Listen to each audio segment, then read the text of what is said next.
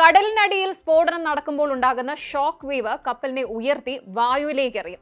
അതായത് ഒരു മൈൻ പൊട്ടിത്തെറിക്കുമ്പോൾ ഉണ്ടാകുന്നത് ഭീകരമായ ഒരു ഗ്യാസ് ബബിളാണ്. ഈ വാതക കുമിള കപ്പലിനെ ജലനിരപ്പിൽ നിന്ന് ഉയർത്തും. തൊട്ടടുത്ത നിമിഷം കപ്പലിന് താഴെ ഒരു വാക്വം, അതായത് ശൂന്യത അനുഭവപ്പെടുകയും കപ്പൽ സ്വന്തം ഭാരം താങ്ങാനാകാതെ നെടുവെ ഒടിയുകയും ചെയ്യുന്നു.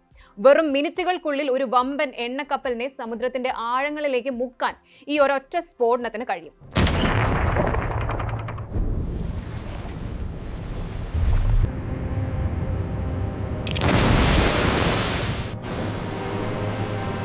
ഇനി ഇതിൽ നിന്ന് രക്ഷപ്പെടാൻ കപ്പലിലെ ക്രൂവിന് സമയം പോലും കിട്ടില്ല. തികച്ചും അപ്രതീക്ഷിതമായി എല്ലാം തകർത്തെറിയുന്ന ഒരു ഉഗ്ര സ്ഫോടനമാണിത്.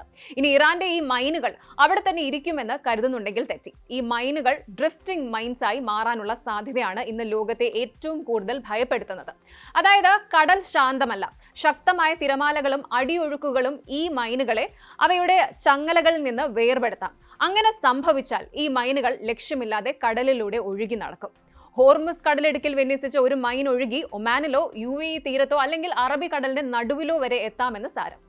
യുദ്ധവുമായി ഒരു ബന്ധവുമില്ലാത്ത പാവപ്പെട്ട മത്സ്യത്തൊഴിലാളികളുടെ വള്ളങ്ങളോ ചരക്ക് കപ്പലുകളോ ഈ ഫ്ലോട്ടിംഗ് ഡെത്തിൽ തട്ടി തകരാം.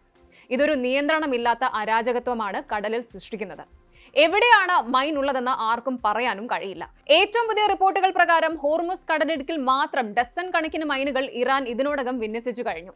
അങ്ങനെ ലോകത്തിലെ എണ്ണ വ്യാപാരത്തിന്റെ 20% കടന്നു പോകുന്ന ഈ റൂട്ട് ഇപ്പോൾ ഒരു മരണക്കെണിയായി മാറിയിരിക്കുന്നു.